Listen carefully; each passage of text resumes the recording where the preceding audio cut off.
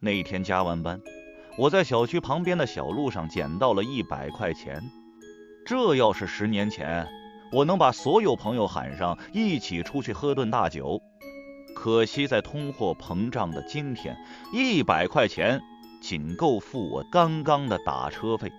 但现在纸币却是不太多见了，那鲜红纸张散发的浓郁光泽，还是勾起了我原始的贪欲。我先用脚将钱踩住，警惕着看向四周，等几个行人过去之后，迅速俯身偷摸地将钱揣进了兜，动作娴熟且流畅。不过这张钱重量似乎不太对，总觉得有点沉。我拿在路灯下仔细看了看，才发现这钱上原来挂了一根线，一根在夜色中难以辨认的深色细线。线的那头似乎坠着一个什么东西，我使劲拽了拽，从墙角那头拽出来一个黄色的三角纸包，有点像香囊。其实我只要一用力就可以把钱从香囊上拽下来，把香囊丢掉。可是我太懒了，一个躺平青年的素养就是懒得干任何事。于是我将钱和香囊塞进了包里，回到了我不足20平的出租屋。提前点好外卖是一个加班狗的必备素质。我提着门口的外卖进了门，花了半个小时挑选下饭的视频，然后开始吃晚饭。平板里播放的是一个经典的僵尸电影，我看到了一道符。这时我忽然意识到，我捡到的那个香囊似乎很像一道符。我赶紧把兜里的100块找出来，解开香囊上的绳子，打开之后果然是一道符，黄底红字，线条怪异，文字歪歪扭扭，我认不全，只能看懂一个煞字。作为一个无神论者，我对这些东西毫无兴趣，但本着严谨的科学态度，我还是百度了一下，为什么钱上面会有一道符。网上并没有什么有效的信息，只有一位网友提到了一句，这是一种解煞的方法，捡到钱的人同时也捡到了丢钱人身上的煞。小孩子把戏，这是我的第一反应。这年代了，还有人会信这种鬼话？忽然之间，一种捍卫科学的使命感油然而生。我今天偏要不信这个邪。我揣着100块钱出了门，至于那个符，我随手丢进了楼下的垃圾桶。我在便利店买了点零食，凑了100，打算把这不义之财花掉。没想到，妈的，竟然是假币！这些搞迷信的人也这么抠门，这个世界还好得了吗？无奈之下，我把那些零食放回原位，无聊地往家里溜达。路过一家大排档，香气四溢，我不由自主地往里面看了看。这家店生意似乎不太好，就只有1桌客人，隐约看得出是3个人。屋里竟然有一棵树，直接把房顶捅开了。这真是奇了，这么奇葩的店，我之前竟然从来没注意过。这时老板开门出来，是个老爷子，看起来精神矍铄，热情地拉我进去。我刚吃完饭，本没有这个心思，但那香味实在诱人，我鬼使神差地跟着他进了店。老板问我吃什么，但我却难以从这棵树上移开目光。那似乎是棵柳树，但枝叶却没有垂下来。我还是第一次见到这样的树。这时我感到有人拽我，原来是那仅有的1桌客人。拽我的是个小孩，穿着寒酸，衣服上全是补丁。我心想，他大人也太抠了，这么舍不得给孩子买衣服。这时那一桌剩下的2个大人看向了我，招呼我上他们这儿一起吃。那2个人，一个是老人，身穿中山装，一个是20多岁的年轻人。这个年轻人我看着很面熟，但一时想不起来是谁。虽然有可能是认识的人，但对我这个社恐的人来说，不太能接受与不熟的人一起吃饭。不好意思，我刚吃过，你们吃吧。大哥哥，你就尝尝吧，这可是招牌菜。小孩已经端起了他们桌上的一盘菜，递到我身前。我无奈拿着筷子扒拉了几下，忽然我看到盘底有一张字条，上面写着2个字：快跑。我不明白为什么要跑。我低头看向小孩，忽然看到他的右脚竟然有一条锁链，而锁链链接的地方是另外2条锁链。没错，他们3个人被铁链绑在了一起。难道是老板干的？我下意识地回头，那和蔼的老年人就在我的面前，忽然换成了一张狰狞的脸。就在我惊恐之时，他将一根铁链套在了我的头上，我瞬间被他拖倒在地。只见老板疯了似的向前跑，在靠近那棵柳树的位置，噌的一下窜上了树，然后拽着铁链疯狂向上爬。而我整个人已经喘不过来气，不断挣扎，但无济于事。老板有着无穷的力气，将我的身体不断地拽向树的顶端，我的喉咙已经发出了咳咳的声响。就在我要窒息之时，我的身体忽然开始下坠。我往下看时，没有看到老板的身影，只看到了一张纸，一张泛着血红的纸。是的，就是一张100元。我正被一张100元拖着往下坠，眼看就要落地的时候，一道亮光刺向了我的眼睛，我下意识地闭上了眼。等再睁眼的时候，我眼前是2个手拿电筒的保安，而我则站在河里。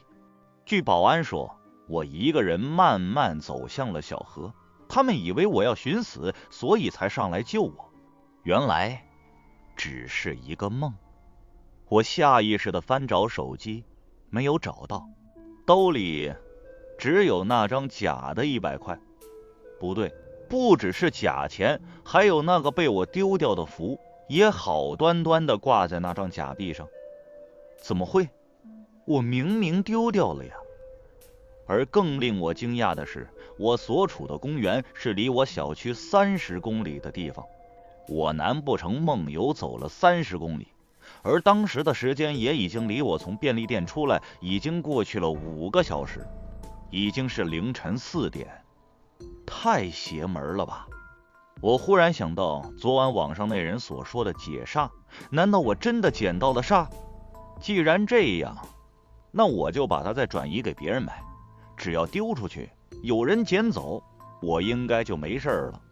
我将钱和福包丢在了公园的一处空地，然后躲起来看看会不会有人和我一样贪财。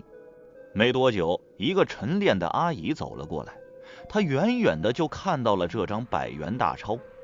她的动作与我如出一辙，先是紧跑了2步，一脚踩住，然后确认没人之后捡了起来。那个福包也被她一股脑塞进了包里。果然还是上了年纪的人胆子大，什么神啊鬼啊，哪有钱重要。我一看大功告成，灾祸转移成功，就打算回去补个觉。刚一转身，就听到轰隆一声。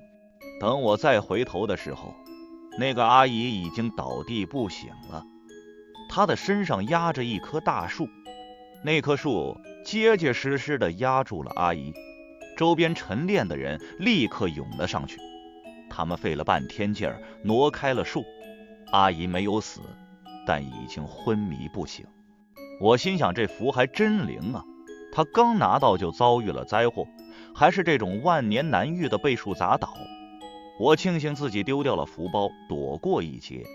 就在我准备回家的时候，离奇的事情出现了，那张符包和100块钱又出现在了我的兜里，明明被他捡走了呀！靠，不会吧？难道阿姨被砸之后，有人塞到了我身上？我不信邪，决定再丢一次。这次我去了附近一处星级酒店门口，趁没人的时候，将钱和符包一起丢在了墙角。没一会儿，酒店的一名早点厨师路过将钱捡走了。他特意把那符展开看了看，然后又收起来放进了自己的口袋。他大摇大摆地回了酒店。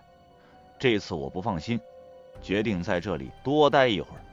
果然没多久，救护车出现在了酒店门口。那个厨师被人抬了出来，满身是血。我上前打听，原来他刚才拿刀切到了自己的指头，一刀将左手的3个手指全剁下来了。我的妈，这也太吓人了！更吓人的是，那100块钱和福包又出现在了我的兜里，上面沾了些血迹。这超出了我的认知范畴，难道真的中煞了？我当时有些无措，但又不愿意承认这些怪力乱神的事情。怎么办呢？我忽然有了一个很损的想法，把这钱和福包丢进佛寺的功德箱。你不是有煞吗？我倒要看看是佛祖法力高，还是佛的魔力强。我爬了一个小石山，将钱和福包丢进了观音菩萨塑像前面的功德箱。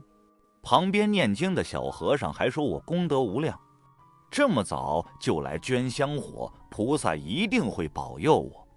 我心想，菩萨知道了，别骂我就烧高香了。然后心满意足回家睡觉。第二天一早，我却看见100块钱和福包安安稳稳地躺在我家客厅，而手机上跳出的新闻更让我诧异。昨天我去的寺庙着火了，观音殿的小沙弥2级烧伤，这下可捅大娄子了，连菩萨都给连累了。此时的我是真的慌了。一开始我还认为是有人恶作剧，又把福包塞给了我，但这接二连三的事故发生，让我打消了这种侥幸心理。没有人会用别人的生命安全去做恶作剧，除非那根本不是人。我立刻上网找到了那个网友，他对我的经历很感兴趣，答应2天后来我的城市。我们俩约定线下见一面。我本想把符寄给他，给我看看呢，可那符不断地重新回到我的兜里，我实在心疼快递费，于是作罢。见面那天是个午后，我们约在那栋被烧毁的观音殿前，是他定的地点。我心想着老小子还真是会揭人伤疤，我猜测他是年纪很大的人，因为没有哪个年轻人会研究这些神神怪怪的事情。但出乎我的意料，来人是一个20出头的年轻人。他简单的做了自我介绍，姓卞，大家都叫他小卞，出生在一个道士世家。我才知道，原来道士可以结婚生子。他继承了父辈的荣光，致力于捉鬼，可惜目前为止还没碰到过，所以对我的事情很感兴趣。我开门见山把符拿了出来，之所以没有递给他，是怕给他招致灾祸。现在我对这张符已经有了无限的恐惧，即便他到目前为止还没有对我造成什么实质的伤害。小卞从包里拿出了一个像是显微镜一样的东西，将符放在了下面观察。差不多半个多小时以后，他开口说话。2个结论：一，这是一张解煞符，是符主人用于转移灾祸的方法。不过，符主人在符上写下的是续命咒。续命？靠！难道有人在用符吸我的阳寿？太恶毒了吧！我一直骂骂咧咧，把小卞都急坏了，因为他还没有说第2个结论。听我说完第2个结论，这张符至少有100年的历史了。我显然没有听明白他的意思，他为什么要强调年限？难道说我得到了一个古董，还能卖个好价钱？小卞摇摇头，据他说，续命符他从没见过，只是听父辈说起过。通常就是以解煞的方式获得另一个人的寿命。但我的这张符不一样，100年间谁知道流转了多少手？按理来说，一张符的效力不可能持续这么久。小便面色凝重地说，如果没猜错的话，符主人用这道符在100年间不断地吸收阳寿续命，已经祸害的无数人，而你就是最新的一个。那我该怎么办？这是我最关心的事。其他玄学的专业领域的事，我没兴趣听。他摇摇头说没办法，因为他从没见过法力这么强的符。100年沧海桑田，难不成符主人还活着？我让他求求他父亲。他拨通了电话，他父亲的第一句话是让小便赶紧回家，别趟这趟浑水。在我的央求下，他才说了7个字：解铃还须系铃人。难道是让我找到符主人？在我满头疑问的时候，小便拉着我跪在菩萨殿前，磕了个头。那时候他赌上道士的名誉给菩萨磕头，就是希望菩萨能原谅我把符丢进功德箱的事情。我差点忘了这事儿，连连磕头。我心想，身上已经招了煞，可不敢再惹了神，那我可就真万劫不复了。然后小便便离开了，他得听爸爸的话。听了小便和他父亲的话，我当时是有些害怕的。但回到家想了想，这符也没有给我造成什么伤害，我何必费这么大劲儿折腾呢？也许这符过了100年，已经变成一道护身符，也说不定呢。但小便的话也提醒了我肯定不是第一个得到这个符的人。那么在我之前的那个受害者是谁？符是不是他传给我的？想到这儿，我有点来火。就算这符没有伤害我，但丢在我家小区附近这个人也是一个大混蛋，害老子提心吊胆这么些天。我决定调出监控，看看这人是谁，至少我得去骂他一顿才解气。我在小区保卫科调出了那天的监控，只见傍晚一个瘦小的男子将100块和符一起丢在了路边，监控里有一个模糊的身影。我忍不住破口大骂，这孙子可真缺德。但我越看他越眼熟，他不就是那天我梦中觉得眼熟的时刻吗？我今天眼熟是因为他出现在我梦中过。那梦中我为什么会觉得眼熟呢？门卫大叔给出了答案，他是一名外卖员。是的，他给我送过外卖不止一次。我立刻通过之前的订单信息找到了他电话，响了好久，那边才有人接听。是一个女人的声音，原来是他的母亲，说他在安徽老家，我连夜赶车去了安徽。一个外卖员，我和你无冤无仇，为何要害我？此时的我已经不可能埋怨自己为什么要贪财捡钱，我只想骂人。我认为都是别人害的我。那个科学理智的好青年已经一去不复还了。终于，我来到了他家所在的小镇，跟我想象中的破败贫穷毫无生机完全不同。豪车满地，小路都堵得水泄不通。我循着他母亲给的地址找到了他们家，一间农家院，砖头搭建的，看起来不太富裕。门前摆满了花圈，门头上白布白花。我心说不好，紧跑2步冲进去，看到了躺在棺材里的外卖员。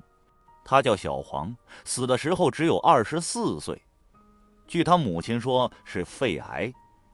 我向他母亲问起福包的事，他母亲说20年前小黄的确捡回了一个福包，家里人都知道晦气，让他赶紧丢掉。毕竟在这种小地方，大家对这种事情还是很在意的。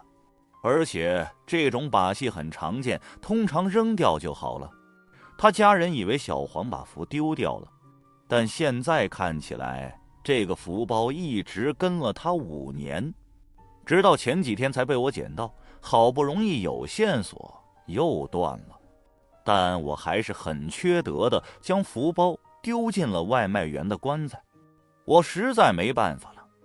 我想，他既然能保有5年之久，那这符包跟着他一定不会再回到我身边。村镇的丧事办得很怪异，又俗又潮，衣着服饰一应装扮还是传统的丧葬样式，但却用上了很多高科技，比如 LED 屏滚动死者生平。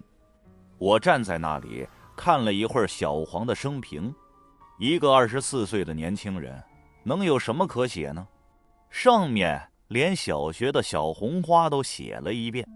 不过有一个信息引起了我的注意，小黄死于6月19日早上9点。我翻出手机再三确认，我捡到符是在6月19日晚上10点，而监控里小黄丢符的时间是6月19日晚上8点。这怎么可能？小黄丢符的时间他明明已经死了呀，难道说那是小黄的鬼魂？我突然后悔把符放进小黄的棺材了。他如果是厉鬼，那我岂不是很危险？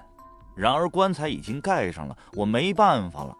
隐约的危机感让我很想逃离这里。我胡乱为小黄上了几炷香，便匆匆离开了。哪成想小镇外公路遭遇塌方，今天的客车都取消了。看来我只能在这里住一宿了。我提心吊胆地在镇上找了一家宾馆，很豪华，5层楼，老板是个年轻人，笑眯眯地跟我比划着8的手势，一晚上800抢钱啊！难道他看出了我的慌张？我的确是想找一家安全一点的酒店，毕竟这个地方有点邪门。最后我咬着牙住了一间朝阳临街的3楼房间，把房门窗户都检查好，我这才放松下来。小镇上的居民在9点左右便都关起了房门。我临街的房间忽然没了嘈杂，我想着白天的事情，既然小黄是出现在我们梦中的时刻，那其他2个人，那个中山装老人和补丁小孩，会不会也是曾经10道符的受害者？他们3人都被饭店老板绑住了脚。难道说我梦中的饭店老板就是符主任？可是我上哪儿找他呢？忽然我想到一件很关键的事，我伸手小心翼翼地摸向我的兜，果然那张符没有再出现在我的口袋里。难道说小黄真的有能力帮我压制符的法力吗？我心里感谢着小黄，心中松了一口气。既然符没有了，符主人是谁，关我屁事。一片寂静中，我的困意袭来。这一天太累了，即便我想要硬撑，但还是很快睡着了。睡梦中朦朦胧胧听到了一些声响，好像那种狂风里树叶抖动的声音。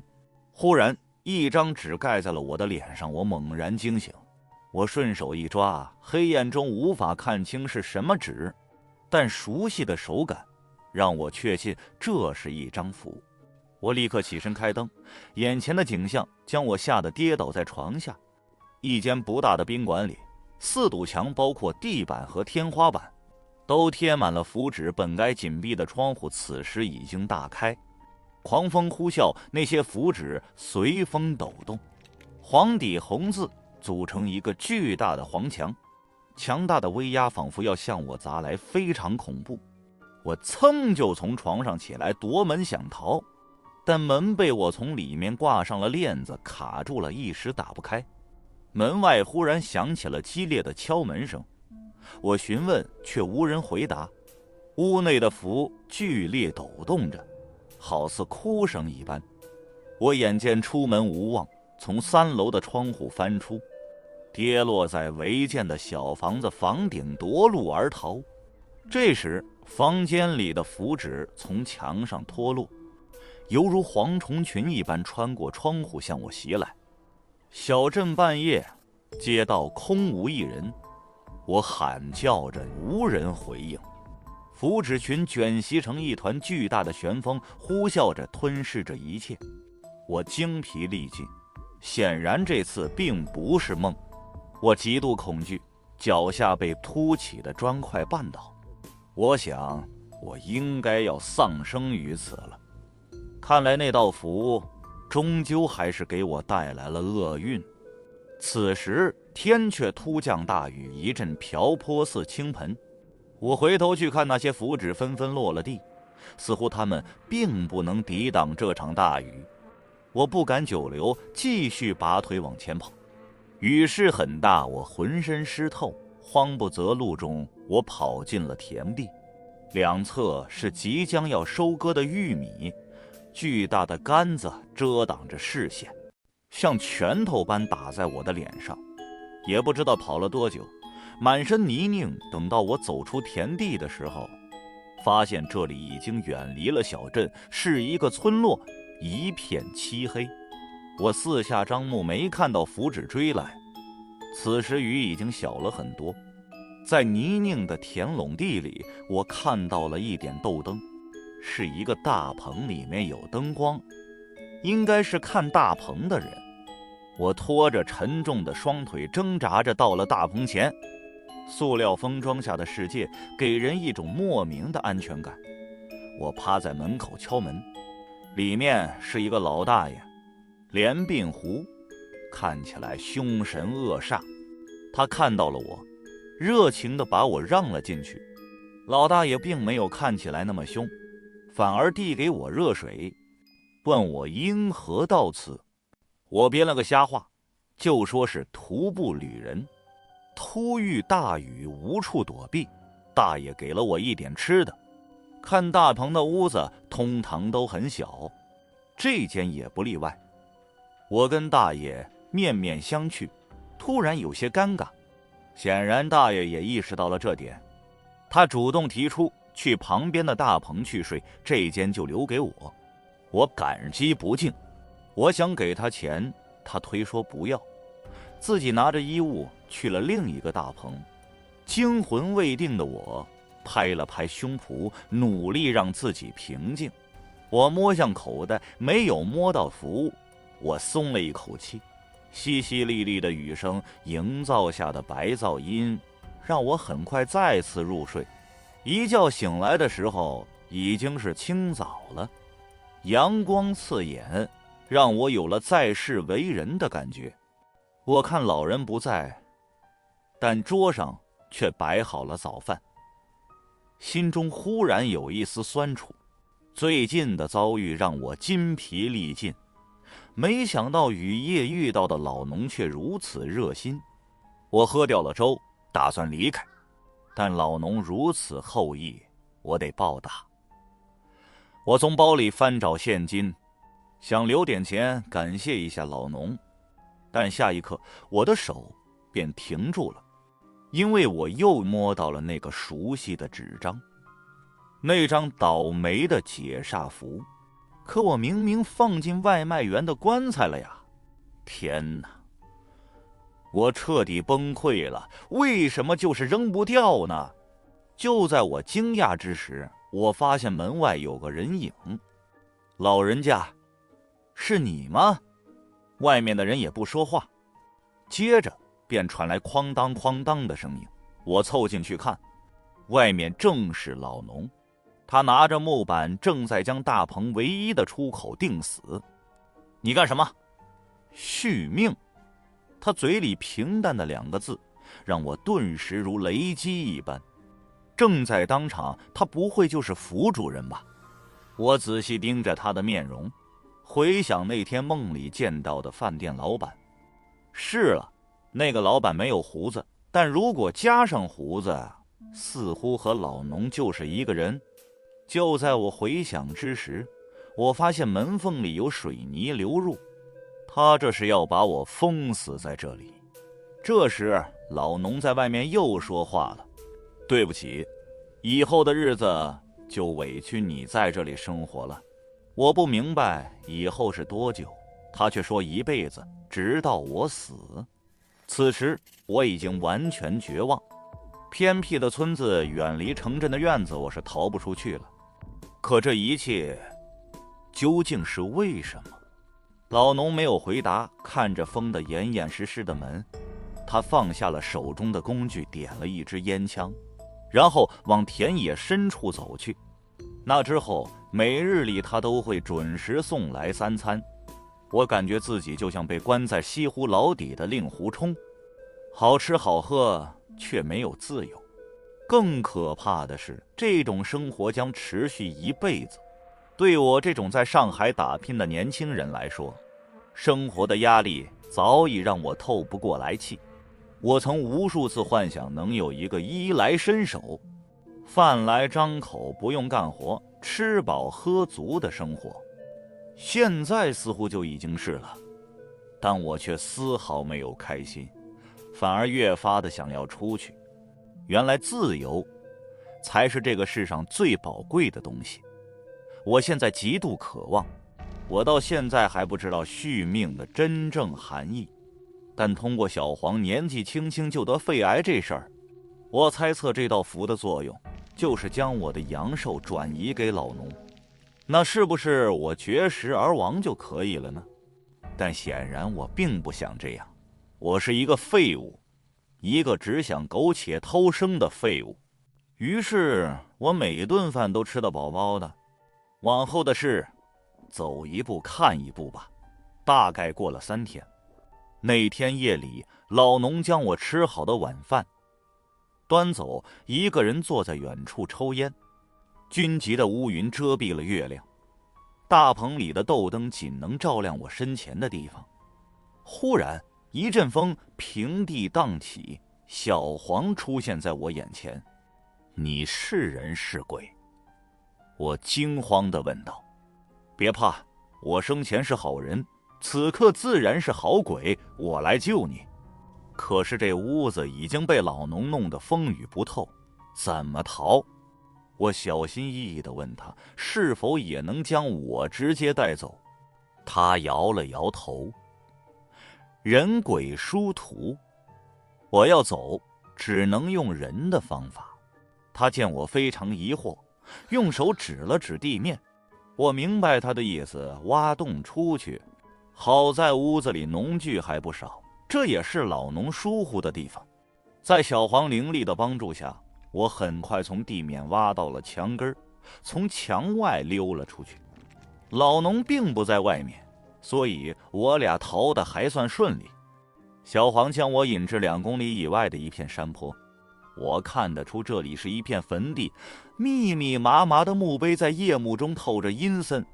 小黄指了指一处新坟，那是他的坟地，他应该是在我被关的这几天里下葬了。当地是火葬，但却保留了埋葬棺材的习惯，将骨灰盒放入棺材，埋入土里。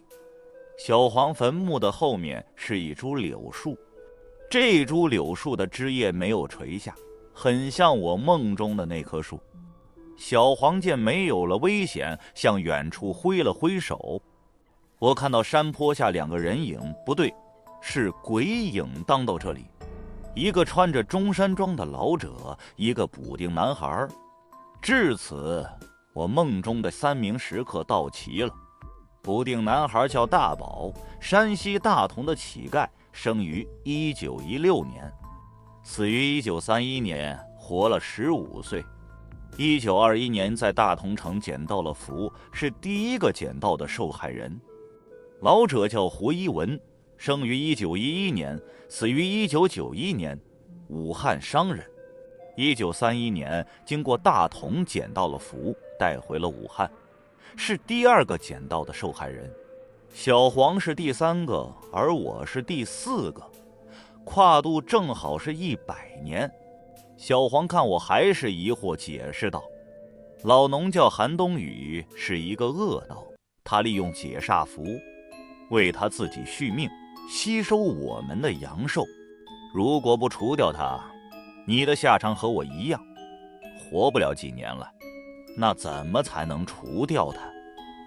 小黄指着我身后的柳树，这种柳树叫河柳，专门种在坟头的。有人说是用来镇魂的，其实不对，这种树是用来守灵的。它可以将附近的领地牢牢守住，保护死者的魂魄可以安全投胎，具有一定隔绝法力的能力。说着，他们把我放进了小黄的棺材里，靠着河柳和棺材隔绝法力。他们会把老农引到这里，等到老农揭开棺材的时候，我把那道符贴到老农脑门，就可以置他于死地。我生平第一次躺在棺材中，一种恐惧感和窒息感席卷了我。我感到我的手脚似乎有些冰凉，右手紧紧抓着那道符，耳边是浮土滚落的声响，木头的味道和泥土的味道混合着，让我难以镇静。大概过了半个多小时，我听到浮土被翻动，接着棺材板被抬动了，我右手的汗浸透了那道灵符。等到棺材板露出了一道缝，我发现月亮已经从阴云中露出一道月光洒了进来。接着我便看到了那张连鬓湖的凶脸。我用尽全身的力气将符按向了他的脑门，那符死死地贴在老农的面门，随风而荡。老农大喝一声，将我提了出去。我们两个一起翻倒在地。此时小黄、大宝、胡一文三人不三鬼呼啸而至，包围了老农韩冬雨。韩冬雨看着他们仨冷笑不止，三只孤魂野鬼也敢袭击我？小黄神情骤变，逼近我们，一股强大的威压让我喘不过气来。我们之所以成为孤魂野鬼，还不是拜你所赐？今天就让你还债！老农怒骂：“凭你也配！”轰的一声，老农撕去了浓妆，一件道袍加身，沉主轻摇，宛如得道的神仙。大宝和胡一文下意识后退，小黄拉住他们：“慌什么？这里有河流，是我的灵力范围。他头上还有符，法力严重受制，一起上干掉他！”在小黄的带动下，三只孤魂拼死相逼。我被他们丢在一旁，一边是道，一边是鬼，只有我是个可怜人，只有看戏的份儿。但我发现老农似乎真的有些力不从心，他几乎是节节败退，几次想要脱离这片区域，但死死被他们困住，而脑门上的那道符也限制了他的法力。终于老农轰然倒地，小黄他们终于胜利了，我也为自己得到解脱而高兴。这时只见大宝狂奔着往老农这里跑，胡一文也不甘落后。就在他们接近老农时，忽然被一阵狂风卷起，是小黄。小黄张开了巨口，将大宝和胡一文吞入口中。这一幕让我目瞪口呆，果然有一手，他们也不想想河柳能困住我，又何尝不能困住他们？这里毕竟是你的坟地。老农对小黄的行为似乎不意外，小黄神情愈发狰狞，没有表现出一点善意。他步步紧逼，老农想要挣扎，却无法动弹。就在小黄靠近之际，老农向我使眼色。此时的我已经分不清敌我，也不知道场上是什么情况。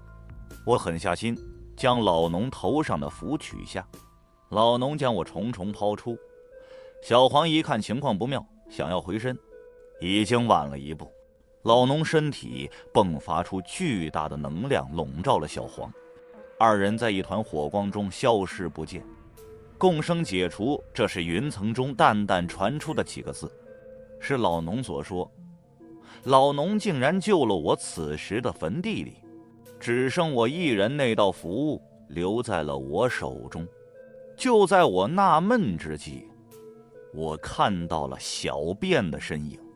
他远远跑来，见我惊魂未定，开车将我带到了附近的宾馆。我醒来，他跟我说的第一句话是：弄错了，那不是续命符，是共生符。他回去和他父亲仔细翻阅符录，终于找到了那张符，根本不是一开始想象的夺人阳寿的续命符，而是一道二者绑定的共生符。一旦绑定，二者的生命将连接在一起，同生共死，所以并不会对我造成任何伤害，寿命也不会缩减，只是和另一个人共享了寿命而已。也许这才是老农供我一日三餐却没有伤害我的原因吧。但最后的打斗又是为何呢？我想不出来。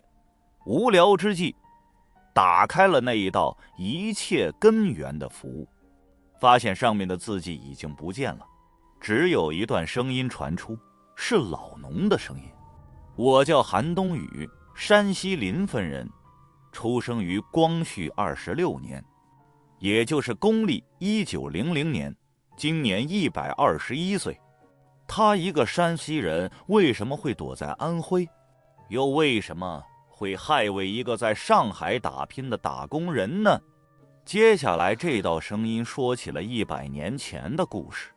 他们家在晚清有些家业，父亲一直跑外部经商，是典型的经商，足迹遍及迪化、仅乌鲁木齐、归绥、金呼和浩特、包头等地，韩冬雨也跟着做生意。在韩冬雨21岁那年，他在晋北沙湖口遇到了一伙强人抢劫，他丢了货物银两，然后被强人打下了山。当时他已经死了，是一个山里的老道发现了他，写下了这道符，帮他续命。这符的特点就是捡到的人立刻就会与韩冬雨绑定，二人共享寿命，直到捡符人死去。但这个钱上面绑符的方式，注定了捡符之人无法被挑选，只能期待能有一个寿命长的人捡到它。